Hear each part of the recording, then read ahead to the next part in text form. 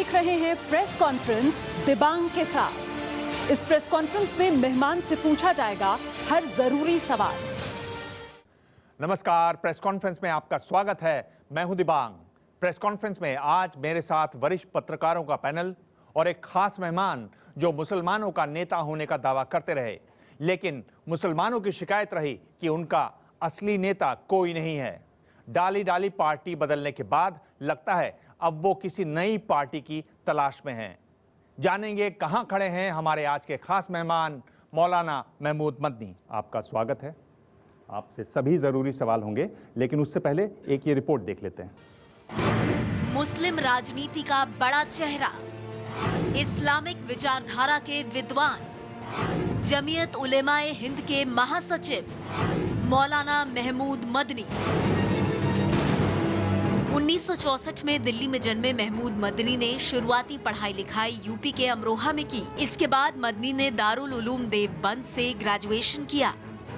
महमूद मदनी के पिता मौलाना असद मदनी स्वतंत्रता सेनानी थे और उनका राजनीति में भी बड़ा रसूख था।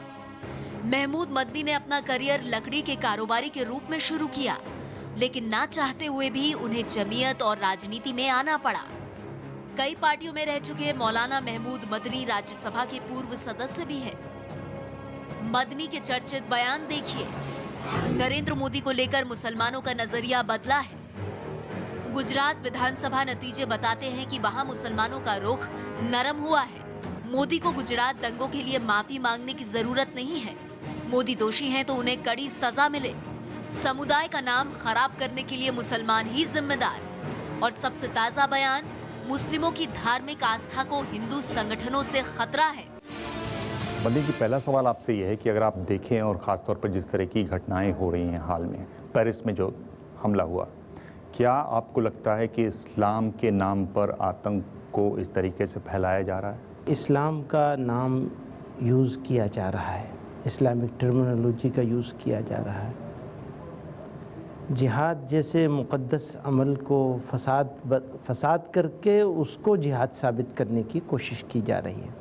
तो इसका हम लोग हमेशा से विरोध करते रहे।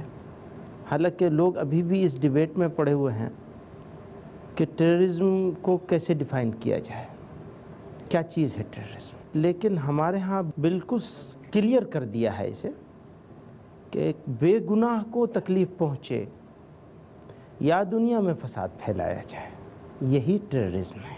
और ये जिहाद तो कभी हो ही नहीं सकता। तो हम इसको कंडम करते हैं, इसलिए नहीं, सिर्फ इसलिए नहीं कि बेकसूर मारे जा रहे हैं, इंसानियत का खून हो रहा है, बल्कि इसलिए इसको कंडम करते हैं कि ये इस्लाम के ख़िलाफ़, इस्लाम के नाम पर इस्लाम के ख़िलाफ़ काम हो रहा है। तो ये हमारी रिलीजियस ड्यूटी है, यानी हमारा जिहाद है ये। और यही असली जिहाद है कि इन लोगों को कंडम किया जाए और इनका मुकाबला किया जाए। पर आप बगदादी पर कभी बहुत ज़्यादा बोलते नहीं हैं। हिंदू कट्टरवादियों पर आप बोलेंगे, बगदादी पर नहीं बोलेंगे। और जब आपने मेरे पहले से तो सबको ये शिकायत है कि मैं हिंदू कट्टरवादियों के ऊपर नहीं बोलता। दिबांग जी बताइए कोई एक बात। लोग तो इसी बात पे मुझसे नाराज़ हैं। आपने भी इसमें यही कह दिया। मैं कह रहा हूँ कि बगदादी पर आपको क्या कहना है? ये लोकल मामला है क्या? क्योंकि ये तो बता रहे हैं कि 2020 तक पूरा यूरोप और भारत में भी गुजरात तक इनका राज फैलेगा। क्या कहेंगे आप इनको? ख्वाब देखने से कभी किसी को रोका जा सकता है? और मेरा एक उसूल है, मैं कभी इंडिविजुअल्स के बारे में बात नहीं करता। वो एक इंडिविजुअल है और वो मुजरिम है। इंसानियत का तो मुजरिम है ही है, वो इस्लाम का भी मुजरिम है। मैं उसके बारे में बात नहीं कर सकता। मैं एक आदमी के बारे में क्या बात करूंगा? मैं उस आइडियोलॉजी के बारे में बात कर रहा हूं जो कभी उस फॉर्मेट में, कभी उस फॉर्मेट में, कभी किसी और फॉर्मेट में, कभी किसी और मुल्क की सरपरस्ती में कहीं और खड़ा हो जाएगा, खड़ा कर देगा मुल्क वो, और उसके बाद फिर ठेकेदार बन जाएगा दुनिया का कि दुनिया से हम दहशतगर्दी को ख़त्म करें। मैं इंडिविजुअल्स के बारे में बात नहीं करता। मैं उस आइडियोलॉजी के बारे में बात कर रहा हूँ जो फसाद को जिहाद सिद्ध करने की कोशिश करती है।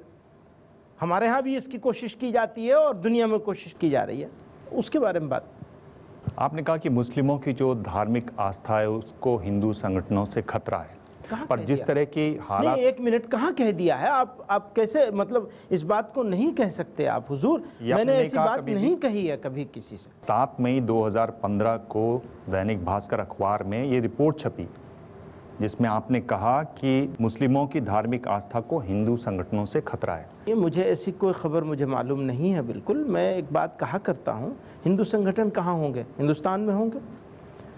अब जो संगठन और जो इस तरह के भड़काऊ बयानबाजी करते हैं, मेरा इस बात में अटूट विश्वास है कि इस देश की मेजॉरिटी उनके साथ नहीं है। और भड़काऊ बातों में, बांटने वाली बात में, लड़ाने वाली बात में, उत्तेजना करने वाली बात में भारत की मेजॉरिटी इन लोगों के साथ न थी, न है और इंशाल्लाह होगी भी नहीं। यहाँ के लोग, इस मुल्क में बसने वाले आम लोग अभी भी साथ रहने में, साथ जीने में, साथ मरने में, अमन के साथ, शांति के साथ, मोहब्बत के साथ रहने में यकीन रखते हैं। हाँ, वक्ती तौर पर गुस्सा होता है, कभी हमारे तरफ से भी हो सकता है, उधर की तरफ से भी हो सकता है, वो कुछ नाखुशगवार इंसिडेंट्स हो सकते हैं, लेकिन देश उसी रास्ते पर है और इंशाल्लाह उसी रास्ते पर रहेगा। आपको क्या लगता है कि जो जैसे हालात आज हैं उसमें सबसे बड़ा खतरा इस्लाम से है? इस्लाम को इस्लाम से है, ये तो कोई सवाल नहीं हुआ। सवाल ये है कि इस्लाम को मुसलमानों से है। चलिए, ये कह सकते हैं आप कि मुसलमान इस्लाम को फॉलो नहीं करेगा तो इस्लाम की बदनामी होगी। वो हम जिम्मेदार हैं ना उसके लिए। हमें अपने आप को सुधारना होगा ताकि आदमी देखे कि देखो ये लोग सच बोलते हैं, झूठ नहीं बोलते। अब अगर हम सच बोलना शुरू करेंगे तो इस्लाम की तारीफ़ होगी, हमारा दुश्मन भी तारीफ़ करेगा कि हाँ इनके अंदर सारी बुराइयाँ हैं लेकिन झूठ नहीं बोलते। तो इस्लाम को अगर नेकनाम करना है, ऊंचा उठाना है, तो हमारी जिम्मेदारी है पहली। हम उस जिम्मेदारी को जब पूरा कर देंगे तब हम कहेंगे आपसे कि भाई आप हमें बदनाम मत कीजिए। मतलब ये आप सीधी बात नहीं करते हैं। हाँ। आप कह रहे हैं मैं बगदादी पर सीधे नहीं बोलूंगा। नहीं, अरबे आप कह जो रहे हैं बुलवाना कि इस्लाम को जो खतरा है, आप जो बुलवाना चाहेंगे बोल लूंगा मैं। नहीं, लेकिन मेरा कहना सिर्फ मैं कुछ इतना बुलवाना है, नहीं चाह रहा। मैं सिर्फ सर इतना कहना चाहता हूं, मैं आदमियों से लड़ूंगा, ये उस सोच और उस आइडियोलॉजी से लड़ूंगा जिसको प्रमोट करने की कोशिश कर रहे हैं, जिसमें हमारे जवानों को ट्रैप में लेने की कोशिश की जा रही है जिहाद के नाम पर। अब मैं आपसे एक ऑब्जेक्शन है मेरा, माफ़ करिएगा, ये सब सीनियर लोग यहाँ बैठे हुए हैं। आप कहते हैं जिहादियों ने ऐसा कर दिया। आपको मालूम है जिहाद क्या चीज़ है? जिहाद एक मुक़द्दस अमल है, एक पाइस अमल है, एक पाकीज़ा अमल है, एक पवित्र काम है। आप जुल्म को, फसाद को, अन्याय को, अत्याचार को, दहशतगर्दी को, टेररिज्म को वो लोग जिहाद साबित करते हैं। आपने भी उसे जिहादी कहना शुरू कर दिया तो आप तो उनके सपोर्टर हो गए, यानी उनको रिकॉग्नाइज कर दिया एक तरह से। मैं क्या चाहता हूँ? मैं ये चाहता हूँ हरगिज़ उनको रिकॉग्नाइज नहीं किया जाए, उनको फसादी ही कहा जाए। तो मेरी ये प्रॉब्लम है। अब इस प्रॉब्लम की वजह से वो आपको मौका मिल जाता है, आप कहिए। नहीं, मैं इसलिए पूछ रहा था क्योंकि आपने सवाल नहीं पूरा होने दिया। मेरा सवाल ये था, आप ये कह रहे हैं कि इस्लाम को इस्लाम से खतरा नहीं है, इस्लाम को मुस्लिमों से खतरा है। अगर है तो मुसलमान से, यानी हमारे गलत अमल से। इसका अमल, हमारा अमल अच्छा होगा तो हमारा इस्लाम निकुनाम होगा, उसको नेकनामी मिलेगी। हमारा अमल गलत होगा, हम कहेंगे कुछ, करेंगे कुछ, यहाँ कुछ और कह रहे होंगे, वहाँ कुछ और कर रहे होंगे, जैसा कि आपने साबित भी किया। तो फिर हम कैसे मुसलमान हैं हमारे एटीट्यूड से? पर आप इस बात से सहमत हैं कि इस्लाम को आज सबसे बड़ा खतरा इस्लाम से है, मुसलमानों से है? देखिए, मैं कह रहा हूँ ना कि अगर मैं गलत हूँ तो मेरे से है खतरा, बाहर से कोई खतरा नहीं हो सकता। मैं हिंदुत्व के बारे में भी यही कहता हूँ। यहाँ का जो कल्चर है, यहाँ का जो तहजीब है, उसको अगर ख़तरा हो सकता है तो हमारे इस मुल्क में बसने वाले लोगों से हो सकता है, बाहर से कुछ नहीं होगा। चलिए, रास्ता क्या है, एक और आवाज़ है, वो सुन लेते हैं। आज विश्व में जो आतंकवाद के नाम पर जो चीजें चल रही हैं, कभी मुझे लगता है अगर सूफी परंपरा बलवान हुई होती, इस्लाम में ही इस सूफी परंपरा का अगर प्रभाव बढ़ा होता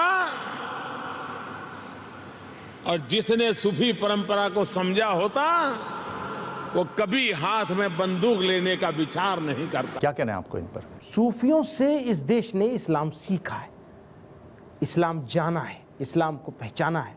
सच्चाई ये है कि इस दुनिया में अगर इस्लाम को सबसे ज़्यादा फ़ायदा हो सकता है तो वो सूफ़ी परंपरा का लफ्ज़ नहीं इस्तेमाल करूँगा, सूफ़ियों के हाथ से ही हो सकता है। तो सूफ़ियों के हाथ से ही हमारे पास इस्लाम आया। बिल्कुल। चलिए, आपने एक बात तो साफ की, एक तरीके से जो प्रधानमंत्री कह रहे हैं उसका आपने यहाँ समर्थन किया, पर एक और समर्थन मत मानिए। एक बात है जी कि सूफियों ने, यहाँ पे लोगों ने सूफियों से इस्लाम सीखा है, इस्लाम जाना है, बादशाहों से नहीं जाना है। यही बात मैं कहना चाहता हूँ। और मदनी साहब, जो मैं कह रहा हूँ उसमें आपको मुश्किल वो क्या आप है? उनके साथ मुझे उनके समर्थन में क्यों खड़ा करना चाहते हैं? आप एक बात, आप जो बात वो कह रहे हैं आप उसका समर्थन तो कर रहे हैं ना? आपका समर्थन कर रहा हूँ। चलिए, आपने मेरा एक और इसी पर एक और आवाज़ है, एक वो भी सुन लेते हैं। अगर ये कहीं का रद्द अमल है, रिएक्शन है, तो सुपर पावर्स को इस बारे में सोचना चाहिए। उस रिएक्शन में जो एक्शन हुआ था वो होना चाहिए था या नहीं होना चाहिए था? मैं इनके ऊपर कुछ रिएक्ट नहीं करना चाहता, तो एक बात कहना चाहता हूँ। लोग तकलीफ़ में है, दुख में है, सदमे में है। ऐसे वक्त में हमें सिर्फ एक बात दो टूक अंदाज में कहनी चाहिए, वो ये है कि एक्शन का रिएक्शन, रिएक्शन का रिएक्शन, दुनिया इसी में फंसी हुई है। तो हमें बिल्कुल दो टूक होकर आतंकवाद का विरोध करना चाहिए, और इस्लाम के नाम पर हो रहा है क्योंकि इसलिए और ज़्यादा शिद्दत के साथ करनी चाहिए, और हम दुनिया को एक्शन और रिएक्शन का रास्ता नहीं दिखाना चाहते। इस्लाम तो जुल्म के जवाब में, जुल्म के जवाब में, इस्लाम जुल्म के जवाब में भी जुल्म की इजाज़त नहीं देता, न कुरान न इस्लाम। चलिए, इनकी बात से आप लग रहा है सहमत नहीं है? बिल्कुल सहमत नहीं। चलिए, इनमें आपने तुरंत बोल दिया बिल्कुल सहमत नहीं है, प्रधानमंत्री की बात में आप फिर थोड़ा सा पीछे हट गए। प्रदीप सिंह, आप पूछिए अपना सवाल। मदनी साहब, आपको इस बात की चिंता होती है, आपको या जो इस्लाम के धर्मगुरु हैं उनको, कि इस्लाम धीरे धीरे दहशतगर्दों के हाथ में जा रहा है? आपसे ये सवाल ख़ास तौर से इसलिए पूछ रहा हूँ कि आपका ताल्लुक़ देवबंद से है, और एक ऐसी धारणा बन रही है कि देवबंद की जो विचारधारा है वो रेडिकल इस्लाम के लिए ज़िम्मेदार है। पेशावर में जो एक मदरसा है हक्कानिया, उसके जो मौलाना हैं उनको फादर ऑफ द तालिबान कहा जाता है, वो देवबंद से ही गए। तो आपको और ये कर क्या रहे हैं ये रेडिकल एलिमेंट? इन्होंने जितने आधुनिकतावादी मुसलमान थे उनको मारा, इन्होंने सूफ़ी मुसलमानों को मारा, शिया को मार रहे हैं।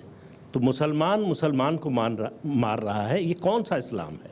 देवबंद और देवबंद से ताल्लुक़ रखने वाले उलमा जिनसे हमारा ताल्लुक़ है, जो हमारे बड़े थे, उन्होंने धर्म के नाम पर पाकिस्तान देश बनाए जाने का विरोध किया, और बड़ी शिद्दत और बड़ी ताकत से किया। और एक बात आपको और बता दूं, देवबंद को भी ट्रांसफ़र करने की लोग चाहते थे कि उसके पूरे मदरसे को यहाँ से उठा के दूसरे इलाके में ले जाएं, तो मेरे दादा ने और दूसरे लोगों ने इसका विरोध किया। दूसरे लोग बाई चांस इंडियन हो सकते हैं, होंगे, हम बाई चॉइस इंडियन हैं। ये इंडिया का इस्लाम, इंडिया में रहने वाले इस खित्ते के मुसलमान, इनकी सिचुएशन और है, और पाकिस्तान में रहने वालों की सिचुएशन और है। वो देवबंद है जिसने 2008 में हमारे सवाल के जवाब में फतवा दिया था और आतंकवाद को हराम करार दिया था, वो देवबंद ही है। और वो देवबंद है जिसने इस्लाम के नाम पर वजूद में आने वाली स्टेट को पास जाना पसंद नहीं किया, और उस मुल्क में रहना पसंद किया जिसके बारे में ये कहते हैं कि ये हिंदुओं का देश है। ये ना हिंदुओं का देश है, ना मुसलमानों का देश है, ये हिंदुस्तानियों का देश है, हमारा सबका देश है। तो उसको मिक्स मत कीजिए। देवबंद तो देवबंद है, और देवबंद वो है जो सूफियों का सबसे बड़ा गढ़ है।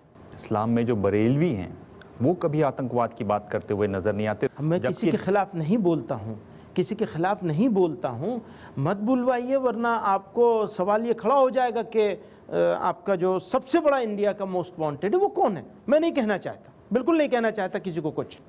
इंडिया का जो सबसे बड़ा मोस्ट वांटेड आतंकी है वो कौन है, और उसकी ताकत किस तरह से अभी भी बॉम्बे में हमारे खिलाफ इस्तेमाल हो रही है, लगातार इस्तेमाल हो रही है मस्जिदें छीनने के लिए, ये करने के लिए। मैं नहीं कहना चाहता, बिल्कुल नहीं कहना चाहता, ना कहूँगा।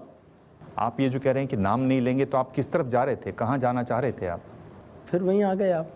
छोड़ दीजिए ना, जाने दीजिए, जाने दीजिए, आगे की बात करें। एक पॉलिसी है कि कीचड़ नहीं उछाली जानी चाहिए, तो वो मुनासिब नहीं है, तो इसलिए वो उसी पर रहने दीजिए मुझे। चलिए एक और आवाज़ है, वो भी सुन लेते हैं। भारतीय मुस्लिमों की देशभक्ति पर सवाल नहीं उठाया जा सकता। भारत का मुस्लिम देश के लिए जिएगा, देश के लिए ही मरेगा। अलकायदा का यह सपना कभी पूरा नहीं होगा कि भारत का मुस्लिम उसके इशारे पर चलेगा। भारतीय मुस्लिम कभी देश का बुरा नहीं चाहेगा। ठंडी हवा का एक झोंका है। पर बंदी साहब, अगर आप देखें तो जो बातचीत हो रही है, जो कम्युनिकेशन हो रहा है, वो तो इंफॉर्मेशन सुपर हाईवे पर हो रहा है, काफ़ी आगे निकल गए। उसकी अभी एक ताज़ा रिपोर्ट आज ही आई है। लगातार जानकारियां आ रही हैं कि इतना वो आगे बढ़ चुके हैं उसमें आप बैठे हुए कैसे उसको यहाँ संभालेंगे? लोग तो वहाँ गेम्स खेलते हैं, उनमें इशारे हो जाते हैं कि वो क्या चाह रहे हैं और क्या करना है। कैसे पहुँचेंगे? बड़े बड़े देश, उन्नत देश उनको नहीं पकड़ पा रहे हैं। ये चिंता का विषय है।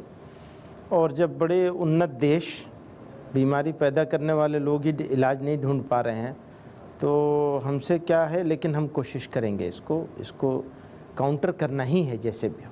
आपको नहीं लगता कहीं ना कहीं ये आप लोगों का फेलियर है कि आज भी मुस्लिम यूथ जो है, जिसे वो लोग जिहादी कहते हैं, जिसे हम दहशतगर्द कहते हैं, उनके साथ जाता है? क्यों इंडिया में जब भी कोई बॉम्ब स्फोट होते हैं या कहीं होता है तो कहीं ना कहीं लोकल लोगों का इन्वॉल्वमेंट होता है उसमें? जितनी पॉपुलेशन इस पूरे इंडियन सब कॉन्टिनेंट में मुसलमानों की है, तकरीबन उतनी ही पॉपुलेशन सिर्फ इंडिया में है मुसलमानों की। इंडोनेशिया के बाद सबसे ज़्यादा मुसलमान इंडिया में रहता है। दुनिया के किसी मुल्क में इतना मुसलमान नहीं है। पाकिस्तान से भी ज़्यादा मुसलमान यहाँ हैं। यही बात मैंने मुशर्रफ साहब से कही थी। इसके बावजूद अगर आप घटनाओं को देखेंगे तो जितनी बड़ी तादाद है, अगर फेल नहीं है साहब, हम कामयाब हैं। वरना सारे पड़ोस को देख लीजिए, सारे पड़ोस का हाल क्या है, उसके मुकाबले में हमारे देश का हाल क्या है। हालांकि ज़्यादा थ्रेट हमारे ऊपर है। तो पोजीशन ऐसी हमने रोका हुआ है। हमने का मतलब ये, जितने भी रिलीजियस इंस्टीट्यूशंस हैं, इंक्लूडिंग बरेलवी हजरात, ये सब लोगों ने मिलजुल करके रोका हुआ है बुराई से और ख़राबी से। वरना जितनी खराबी के यहाँ चांसेस हैं, उतनी खराबी के चांसेस तो कहीं भी नहीं थे। पाकिस्तान के हालात को देख लीजिए और यहाँ के हालात को देख लीजिए, ज़मीन आसमान का फ़र्क है।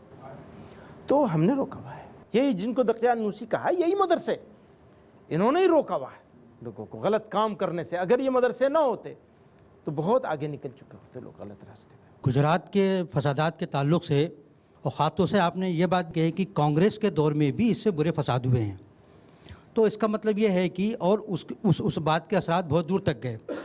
तो लगता यह है कि मोदी से और आपकी ट्यूनिंग काफ़ी कुछ ठीक ठाक है। तो उनसे संवाद कब शुरू होगा, मुज़ाकरात कब शुरू होंगे, डायलॉग कब शुरू होंगे? 1.5 साल हो गया है, किसी मुस्लिम लीडरशिप ने उनसे किसी तरह का कोई रब्ता नहीं किया है। क्यों नहीं किया है? गुजरात फसादात पर और फसादात को लोगों को मदद पहुंचाने का, फसादात के ख़िलाफ़ आंदोलन चलाने का जैसा काम जमीयत उलमा ने किया, किसी दूसरे ने नहीं किया। ऐसा हुआ कि मैं राजस्थान में था और राजस्थान की सरकार से हमारा कुछ डिमांड्स चल रही थी, कुछ इश्यूज़ को लेकर। तो किसी फंक्शन में मैंने ये बात कह दी कि भाई हमें किसी से डरा करके आप वोट लेने की कोशिश मत करें। इलेक्शन होने वाला था 6-8 महीनों के बाद।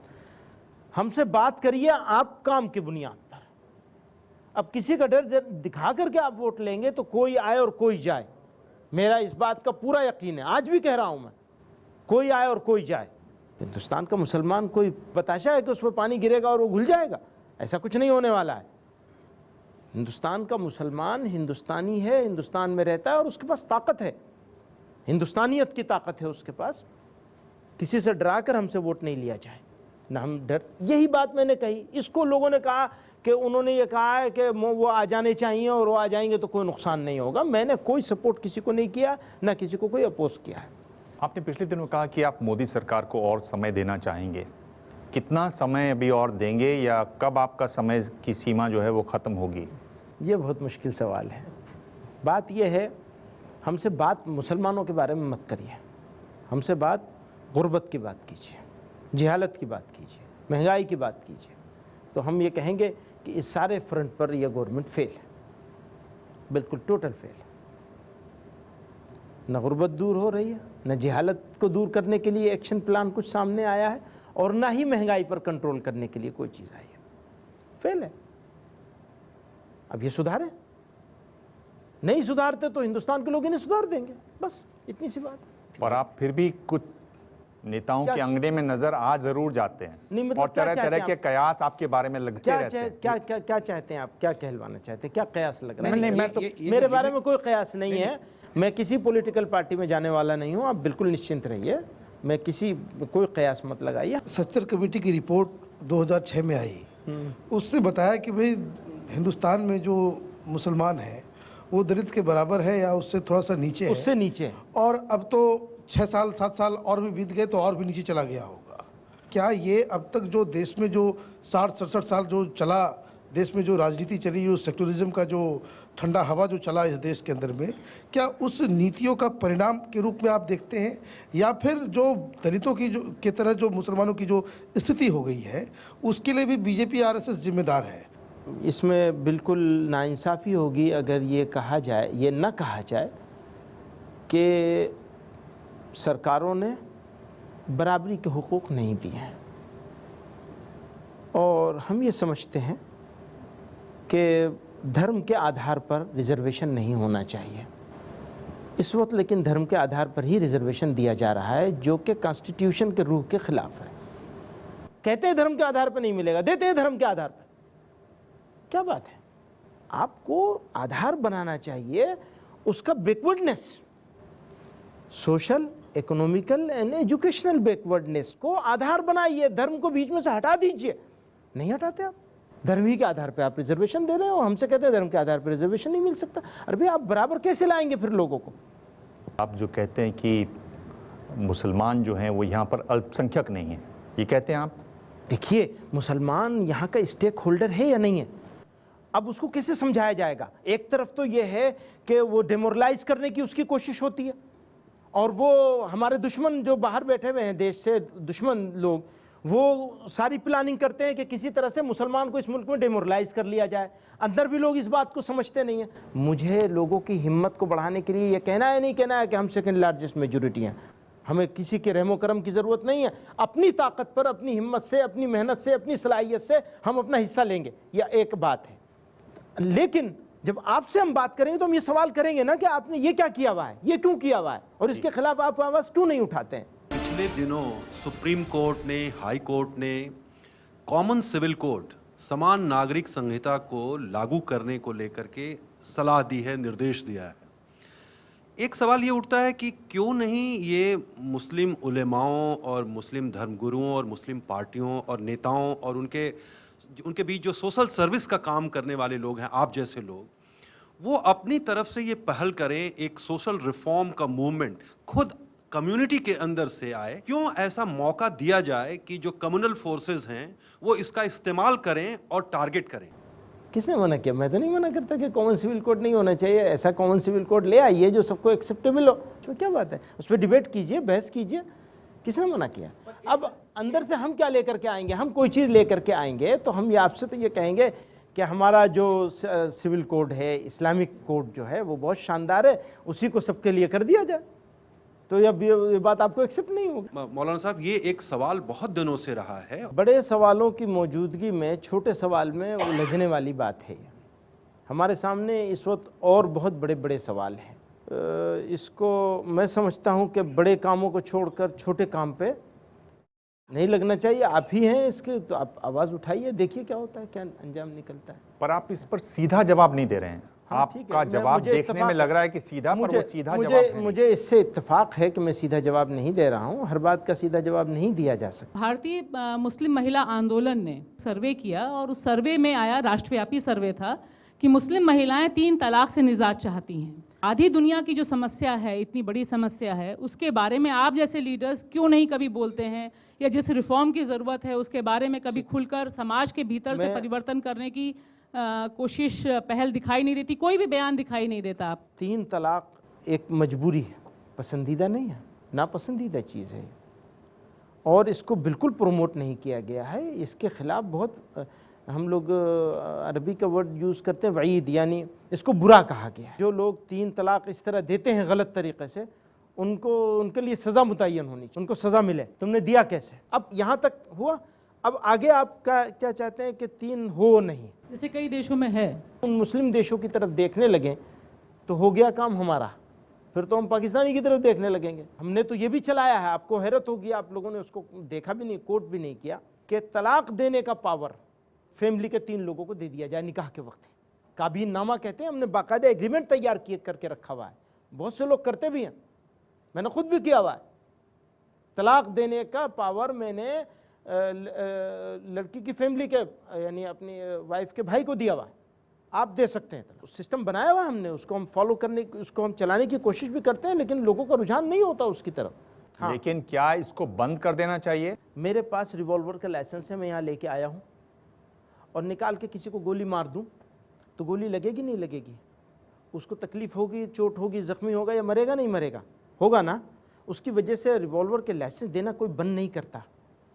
तो एक सिस्टम बनाया गया है, उस सिस्टम को आप एकदम ख़त्म कर देंगे तो ये तो ठीक नहीं। केरल और असम 2 जगह चुनाव होने वाले हैं, तमिलनाडु में भी होने वाले हैं, जहां मुस्लिम समाज के बहुत सारे लोग रहते हैं, और वो आपकी तरफ देखेंगे, आपसे सुझाव लेंगे कि हमें किसकी तरफ वोट देना चाहिए, किसको वोट देना चाहिए जो कि हमारे हित में हो। तो आप उनसे क्या कहेंगे? बिहार वालों ने नहीं देखा मेरी तरफ, तो बंगाल आसाम वाले क्या देखेंगे? छोटा सा आदमी हूँ, ये लीडर बताते हैं, मैं कार्यकर्ता हूँ। इन्होंने कहा है अपने आप को नेता बनाए, मुसलमानों का नेता सिद्ध करने की कोशिश करते हैं। मैं बहुत छोटा सा कार्यकर्ता हूँ और कभी मैंने कोई बड़ा दावा नहीं किया, और बिहार में आपने मेरा कोई एक स्टेटमेंट नहीं देखा होगा, न स्टेटमेंट की ज़रूरत थी, न उन लोगों ने मुझे पूछा। वो अपना फैसला सब खुद करते हैं। अब यहाँ के लोग दूसरों के कहने में नहीं आने वाले हैं, और भारत के लोग कुछ दिन पहले बेवकूफ़ बन गए, अब दोबारा बेवकूफ़ भी नहीं बनने वाले हैं। दिबांग जी, वो कितनी मरतबा बेवकूफ़ बनाओगे अच्छे दिन दिखा के? ये तो आपने कह दिया, पर इसके बावजूद अगर आपसे कोई पूछ ले तो आप क्या सलाह देंगे, जो इनका सवाल है? भाई यही सलाह दे सकता हूँ कि एक साथ तरक्की के लिए, विकास के लिए, देश की मजबूती के लिए आप लोगों को एक साथ होकर के सही लोगों का चुनाव करना चाहिए। अब आप इतना तो समझ ही गए हैं कि जब आप विकास बोलते हैं तो विकास कौन है, ये तो आप समझ ही गए हैं। कौन है विकास? कौन है विकास? नहीं सर जी, आप भी बता दीजिए जरा अच्छे से, कौन है विकास? अरे अब तो ओबामा भी बोलते हैं सबका साथ सबका विकास, बोलने लगे ना ओबामा। जिस दिन उन्होंने बोलना शुरू कर दिया है वो समझिए कि फिर हो गया विकास, बस हो गया ना, हो गया। तो आपका इशारा उसी तरफ है, उसी तरफ, उसी विकास की तरफ है। देखिए वो कैसा विकास है, वो तो आप हमसे ज्यादा तो आप जानते हैं कि वो कैसा विकास है। असली विकास की तरफ बात करेंगे। तो क्या आप कह रहे हैं कि मोदी जी का जो विकास है वो असली विकास नहीं है? मतलब अभी तक तो नजर नहीं आ रहा। दालें महंगी हो गई हैं, गरीब आदमी की कमर टूटी पड़ी है, तो फिर क्या होगा? एक और बयान है, वो सुन लेते हैं। मुस्लिम रहे, लेकिन इस देश में बीफ खाना छोड़ना ही होगा उनको। यहाँ की मान्यता है, गौ मांसों को छोड़ के भी तो मुस्लिम रह सकते हैं ना। मुस्लिम समाज में कहीं नहीं लिखा है कि बीफ खाना जरूरी है। इतनी सालों से ये चीज चल रही है, पर ये जो इसमें जो उछाल आया, कैसे देखते हैं आप इसको? पॉलिटिक्स। कौन पॉलिटिक्स कर रहा है? कौन उछाल रहे हैं? जिनको आप दिखा रहे थे वही उछाल रहे हैं, उन्हीं की बस पॉलिटिक्स है सिर्फ, और कुछ नहीं है इसके पीछे। तो क्या आपको लगता है कि क्या उनको फायदा होता है? मुद्दों से लोगों का नजर हट जाए, जिस काम का वादा करके जो ख्वाब दिखा के आए थे वो तो पूरे हो नहीं रहे हैं, तो नन इशूज़ को इशू बना दिया जाए, बस। ये कोई इशू नहीं है। तो आप कह रहे हैं कि बीजेपी वाले काम कर नहीं रहे हैं, लोगों का ध्यान बटाना चाह रहे हैं, इसलिए इस तरह के मुद्दे उठा रहे हैं? ऐसे ही लगता है देखने में। जो बीफ वाला सवाल आया है, इसमें तमाम हिंदू संगठन देश भर में आंदोलन चला रहे हैं कि साहब बीफ पर एक केंद्रीय कानून बनना चाहिए। मोदी जी ने भी प्रधानमंत्री बनने से पहले ये बात कही थी। तमाम संगठनों में इस बात को लेकर बेचैनी है। कहीं ना कहीं बीफ के नाम पर मुसलमानों के साथ जाती भी होती है। एक हदीस है जिसमें हुज़ूर सल्लल्लाहु अलैहि वसल्लम ने कहा कि भाई गाय का गोश्त से बचना चाहिए और इसका दूध से फ़ायदा होगा, ऐसा मैंने सुना है। तो क्या अगर केंद्र सरकार कोई ऐसा कानून लाती है, केंद्रीय कानून, हालांकि स्टेट का मैटर है, तो क्या जमीयत उलमाए हिंद उस कानून का समर्थन करेगी? देखिए, हम कह रहे हैं जो बनाना है बना लो, हमारे समर्थन न समर्थन से कुछ नहीं है। सरकार उनकी है, मेजॉरिटी उनके पास है, कोई कानून वो बनाना चाहे उसको कोई रोक नहीं सकता है, बना ले। मुसलमान से क्यों सवाल होता है तो मुसलमान ही समर्थन करे इस मामले पर। आतंकवाद हो तो मुसलमान विरोध करे, औरतों का मामला हो तो मुसलमान आगे आए, गौ हत्या का मामला हो तो मुसलमान आगे आए। अब बनाइए कानून, हमें क्या परेशानी है? हमें कोई परेशानी नहीं है, हमारे पास ऑप्शंस मौजूद हैं, हम खा लेंगे कुछ और भी चीज़। ना अभी खा रहे हैं ना आगे खाएंगे। सन 1953 से यूपी में बना हुआ है, कौन खाता है? बिल्कुल नहीं कोई खाता। और ये जो बात आपने हदीस कोट की है, वो पैगम्बर अलैहिस्सलातु वस्सलाम ने फरमाया, लबन हुआ व समन हुआ, उसके दूध में और उसके घी में शिफा है, मक्खन में, व लुहूमुहा दाउन, उसके गोश्त में बीमारी है। तो हमारा तो कोई इशू ही नहीं है ये। अभी प्रेसिडेंट ओबामा ने कहा कि आतंक की जो निंदा है जिस तरीके से, जिस पुरजोर तरीके से मुसलमानों को करनी चाहिए, वो नहीं कर रहे हैं। बात तो सही है कि उन्होंने सही कहा है, लेकिन कहने वाला खुद आतंक का जिम्मेदार है। मुझे जो करना चाहिए था नहीं किया मैंने, तो अल्लाह मुझे माफ़ करे, लेकिन उनको वो क्या कहेंगे? सारी दुनिया को तो उन्होंने बर्बाद कर रखा है। यहाँ हमारे पड़ोस में भी जो तालिबान को खड़ा किया उन्होंने खड़ा किया, अलकायदा को खड़ा किया उन्होंने खड़ा किया, ISIS को भी उन्होंने ही खड़ा किया है। इसमें जो मुस्लिम संगठन हैं और जो मुसलमान हैं, क्या वो इसलिए भी नहीं करते? और अगर आप सोशल मीडिया पर हैं तो वहाँ पर आप देखिए लोग इस बात को बहुत उठाते हैं। मुसलमान सोचने समझने वाले इस इशू पर चुप रहेंगे, हमेशा बोलते हैं, कभी चुप नहीं रहे। मुसलमानों ने तो यहाँ तक किया कि अपने कब्रिस्तान को बंद कर दिया कि हम लाश नहीं दफन होने देंगे। भूल गए आप बॉम्बे के मुसलमानों ने क्या किया था? वही बॉम्बे के मुसलमान जिनको सब गलत सलत मानते हैं, लेकिन एक मौका ऐसा आया कि उन्होंने कहा कहीं ले जाके करो दफन, हम इसको यहाँ दफन नहीं होने देंगे अपने कब्रिस्तानों में। चोरी से ले जाकर बॉम्बे से दूर कहीं रात में कब्रिस्तान में दफन किया किसी में, ऐसे ले जाकर पुलिस ने। तो हिंदुस्तान का मुसलमान तो पूरी ताकत से, और सारे लीडर्स, सारी ऑर्गेनाइजेशन, बिना किसी उसके, क्या देवबंदी और क्या बरेलवी, बिना उसके सब एक साथ खड़े होकर सब ने अपोज किया, हमेशा किया और आगे भी कर रहे हैं और करते रहेंगे। मंत्री हैं भारत सरकार के, इनका बयान सुनिए। देश में असहिष्णुता जैसी कोई बहस है ही नहीं। कुछ लोगों को इस तरह की बहस के लिए बहुत सारा धन दिया जा रहा है। मुझे लगता है कि असहिष्णुता पर हो रही बहस राजनीति से प्रेरित है और इसे बिहार चुनाव से पहले जानबूझकर शुरू किया गया। मोदी जी, आपकी क्या राय है इंटॉलरेंस वाले मामले पर? देखिए, जिस तरह की भाषा का इस्तेमाल मुल्क में हो रहा है, ये मुल्क के लिए अच्छा नहीं है, ये मुफीद नहीं है। तो उस तरह की भाषा का इस्तेमाल बंद किया जाना चाहिए, और उसके लिए शुरुआत जो है वो रूलिंग पार्टी की तरफ से होनी होगी। जिनकी गवर्नमेंट है उनके ही लोग बोलने में ज़्यादा बड़बोलापन कर रहे हैं। फ़र्क तो इससे मैं नहीं समझता कि कुछ पड़ेगा, लेकिन बहरहाल लोगों को मुद्दा मिल जाता है।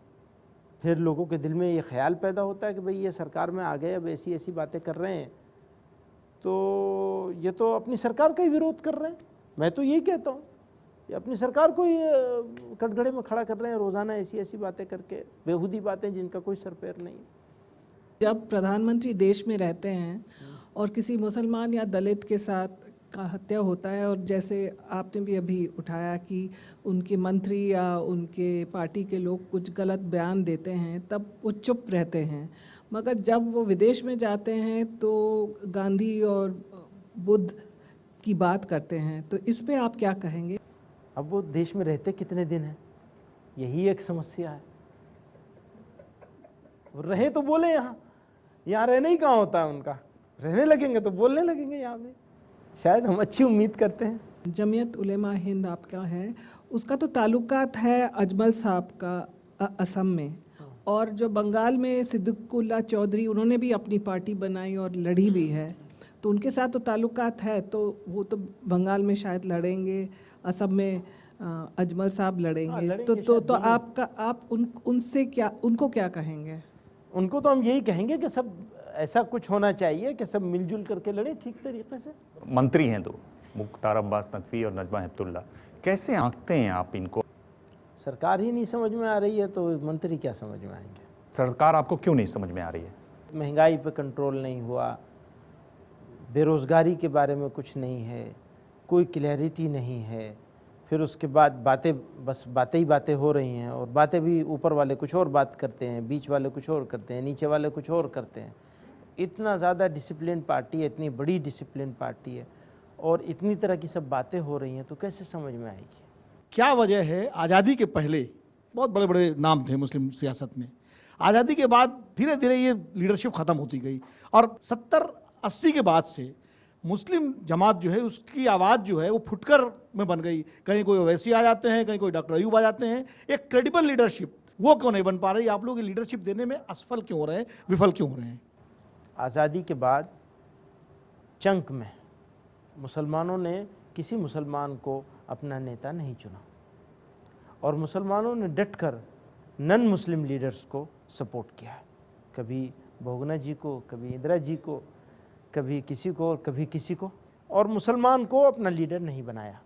ये मुसलमान के सेकुलर होने की, समझदार होने की और मेन स्ट्रीम में रहने की मुसलमान की प्लानिंग थी और मैं समझता हूँ ये अच्छी प्लानिंग है। आज भी मुसलमान इसी पे चल रहा है। सर पे उठा के घूमा है, लेकिन वोट देने का नंबर आया तो वोट नहीं दिया है। वोट उसने वहीं दिया जहाँ उसको सही लगा। लेकिन जो मुस्लिम पार्टी के नाम से सियासत हो रही है, डॉक्टर अयूब ने उत्तर प्रदेश में हम उसके मुखालिफ हैं। इस देश में किसी भी धर्म के मानने वालों को धर्म के नाम पर पॉलिटिक्स और पॉलिटिकल पार्टी नहीं बनानी, ना पॉलिटिक्स करनी चाहिए ना पॉलिटिकल पार्टी बनानी चाहिए, और इससे मुल्क का भी नुकसान होगा और उस कम्युनिटी का भी नुकसान होगा। हमारी प्रॉब्लम्स जो हैं वो कॉमन है हिंदुस्तानियों की। आप क्या समझते हैं कि ये बात सही कि मुसलमान दलितों से पीछे चला गया, लेकिन क्या ये बात सही नहीं है कि मुसलमानों के साथ साथ बहुत सारे हमारे नन मुस्लिम भाई भी ऐसे हैं जो कि बहुत ज़्यादा प्रॉब्लम से गुजर रहे हैं? क्या आप उन लोगों के बारे में नहीं सोचेंगे? हम तो मुसलमान होने की हैसियत से हमारी जिम्मेदारी हमारी अपने बारे में सोचने की जितनी है, उससे ज़्यादा अपने भाइयों के बारे में सोचने की है। हमारी सबकी प्रॉब्लम्स, अक्सर प्रॉब्लम जो है हमारी साझा है, तो साझा लड़ाई लड़नी चाहिए, साझा लीडरशिप होनी चाहिए, साझी पॉलिटिकल पार्टी होनी चाहिए। ये होनी चाहिए। बदकिस्मती की बात यह है कि जितनी पॉलिटिकल पार्टीज़ इस मुल्क में मौजूद हैं उन्होंने अपनी पॉलिटिक्स को नंबर 1 पर रखा है, भारतीयों को नंबर 2 पर रखा है। पिछले 2-3 चुनाव में टैक्टिकल वोटिंग शब्द खासतौर से माइनॉरिटीज़ और दलित के लिए काफ़ी इस्तेमाल हुआ। बात सोचने की है ये, हम लोगों ने भी अपने आप को बंधुआ मजदूर बना लिया है। एक को हमारी ज़रूरत नहीं है, एक के पास हम जाएंगे नहीं, दूसरों के पास मजबूरी है, जाना ही पड़ेगा। आएगा वक्त कि जिनको हमारी ज़रूरत नहीं है वो भी ये महसूस करने लगेंगे कि हाँ इनको भी साथ लेना चाहिए, ये इतनी बड़ी तादाद है, इसको छोड़ करके मुल्क तरक्की नहीं करेगा। वो भी सोचने लगे, हम भी सोचने लगे कि जब ये साथ लेने की बात कर रहे हैं तो हमें साथ जुड़ना चाहिए। ऐसा लग रहा है कि आप कोई एक और रास्ता खोल रहे हैं। जिनको ज़रूरत नहीं है आप उनसे कह रहे हैं कि ज़रा सोचिए, हम भी तैयार हैं। हाँ बिल्कुल, हम तो तैयार हैं, हमेशा से तैयार हैं, हमेशा से तैयार है। कोई लेने की बात तो करे, बात ही नहीं करता कोई लेने की। वो सोचते हैं कि आएंगे ही नहीं, इनकी ज़रूरत ही नहीं है। ऐसे कैसे हो सकता है? अब इस देश में रहते हैं और देश के इश्यूज़ तय कर लें ना, तय कर लें कि ये इश्यूज़ हैं जिनको अगले 20 साल तक हम काम करेंगे इन पे, और देखिए हम क्यों नहीं, हम आएंगे, सबके साथ जाने के लिए तैयार हैं जो देश के लिए काम करे और इश्यूज़ तय कर ले। भाई ये इश्यूज़ हैं 1, 2, 3, 4, अगले 20 साल तक इन पे ही काम होगा। इश्यूज तय हो जाएं तो जो समझते हैं कि आपकी जरूरत नहीं है आप वहां भी जाने को तैयार हैं। मतलब वो अगर वो समझें कि हमारी जरूरत है तो फिर होना चाहिए हमको तैयार। क्या आप कोई प्लान बनाए हैं ऐसा कि अगले 20 साल पर ये होना चाहिए तो हम आपके साथ हैं? इस तरह का कोई सोच है आपकी, कोई रफ ड्राफ्ट है? ऐसे कुछ नहीं, अभी तो रफ थॉट थी जो मैंने अभी आपसे कह दिया। जिहालत, बेरोजगारी, आतंकवाद, नाइंसाफ़ी, समाजी नाबराबरी, ये 4-5-6 मोटे मोटे इश्यूज़ हैं। एक आध और कुछ आपके मशवरे से शामिल हो सकता है, मैं भूल गया हूँ कहना, तो ऐसा कुछ हो तो बिल्कुल सब तैयार हैं। ये मैंने अभी कहा कि ऐसा होना चाहिए, ऐसा करना चाहिए। तो अगर ऐसा हो तो आप बीजेपी से हाथ मिलाने को तैयार हैं? अगर एक कोई कॉमन ऐसा मैं बीजेपी की बात नहीं कर रहा हूँ, मैं सब पॉलिटिकल पार्टीज की बात कर रहा हूँ। दरवाजा जिन्होंने कहा, मैंने दरवाजा नहीं खोलना है, उन्होंने दरवाजा खोला। तो आप ये कह रहे हैं कि अगर बीजेपी इस तरह से दरवाजा खोले तो आप जाने को तैयार नहीं? बीजेपी का नाम क्यों ले रहे हैं आप? मैं बीजेपी का नाम नहीं लेना चाहता। आप बीजेपी का नाम मुझसे मत लिया, आप खुद ले लीजिए। लेकिन मैं जो कह रहा हूँ वो इतनी सी बात है कि जिनको ज़रूरत नहीं है उनको भी समझना चाहिए और ज़रूरत का एहसास करना चाहिए और सबको साथ लेने की बात करना चाहिए, तभी सबका विकास होगा। प्रेस कॉन्फ्रेंस में अब रैपिड फायर का दौर है। 5 सवाल हैं, हर सवाल के साथ 2 ऑप्शन हैं, उनमें से आपको एक चुनना है। लेकिन अच्छी बात यह है कि आप कह सकते हैं कि मैं किसी सवाल का जवाब नहीं देना, इसमें से कोई ऑप्शन नहीं लेना चाहता, सवाल पास करूंगा। और 5 में से 3 अगर आप जवाब दे देते हैं तो ये एबीपी न्यूज़ की तरफ से आपके लिए गिफ्ट है। फिर तीनों नहीं, 5 दूंगा मैं। 5 का जवाब देंगे, ठीक है।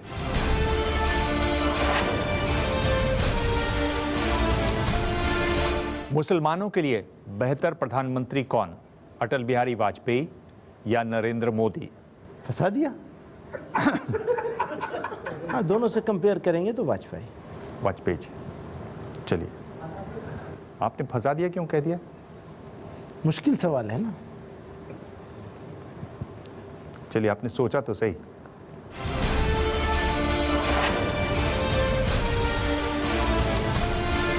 दूसरा सवाल है, बीजेपी आपको अगर राज्यसभा भेजे तो आप जाएंगे या नहीं?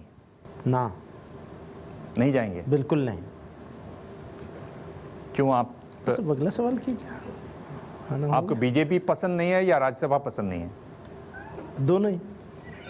आगे चलिए। आपको दोनों ना पसंद है। चलिए,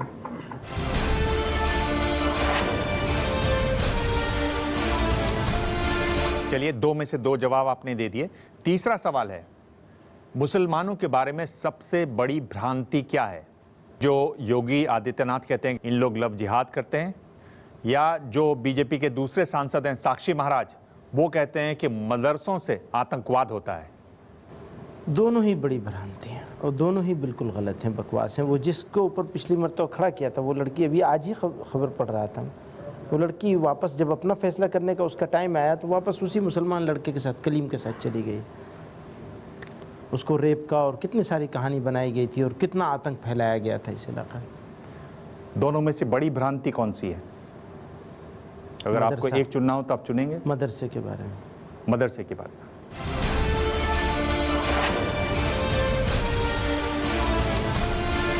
चौथा सवाल, मुसलमानों का नेता कैसा हो? आजम खान जैसा या असदुद्दीन ओवैसी जैसा? अब बताइए। आप ये दोनों मेरे जो बड़े हैं, मैं काबिल एहतराम हैं, आप इसमें से किसी एक को मुझसे डिस्काउंट करवाना चाहते हैं तो इससे तो अच्छा यही है कि मैं वैसे ही ठीक हूँ। दोनों हमारे बड़े हैं, काबिल एहतराम हैं। अब मैं अच्छा बुरा कैसे कहूँगा किसी को? नहीं कह सकता। आजम खान या असदुद्दीन ओवैसी? डिसएग्रीमेंट मेरे सबके साथ हो सकते हैं, लेकिन अच्छा बुरा कोई नहीं हो सकता, सभी अच्छे। तो ये आप सवाल पास कर रहे हैं? पास कर दीजिए। आपको ये मंजूर है, कर दीजिए। मुझे वो गिफ्ट नहीं देना होगा, मत दीजिए। पहले से ही इतना बढ़िया खूबसूरत करके रखा क्यों है आपने? नहीं देना था। गिफ्ट हो चुका है आपका? नहीं, अभी 3 कहा, 2 ही। अच्छा, 3 हो गए। तो फिर तो कोई चिंता नहीं है, फिर आप लिख दीजिए पास कर दिया।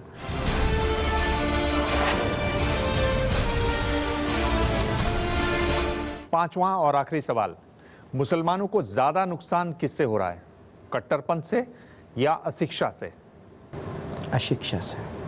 उसी से कट्टरपंथ पैदा होता है, उसी से सारी बुराइयां पैदा होती हैं। सारी बुराइयों के जड़ जो है अशिक्षा है, उसी से खतरा है। चलिए, शिक्षा आ जाएगी तो सारी चीज़ें बराबर हो जाएंगी, सब समझ आ जाएगी। जी। आखिर में ये बताइए कि मुसलमानों की आज जो हालत है उस पर कोई शेर आप सुनाना चाहें या कोई गज़ल या कुछ लाइनें आपको याद आ रही हों? तो न होंगे बाद कश्तो बाद ए गुलफाम क्या होगा, मुसलमानों के बारे में कह रहा हूँ। न होंगे बाद कश्तो बाद ए गुलफाम क्या होगा, ये शीशा, ये सुराही, ये सबू, ये जाम क्या होगा। हमें तो रंग गुलशन देखकर अफसोस होता है। सहर ही का, यानी सुबह का, सहर ही का ये आलम है तो वक्ते शाम क्या होगा। ज़माना जानता है किसका दामन चाक कितना है, तेरे बदनाम करने से कोई बदनाम क्या होगा। बहुत बहुत बधाई आपको। बहुत शुक्रिया जनाब, बहुत बहुत शुक्रिया।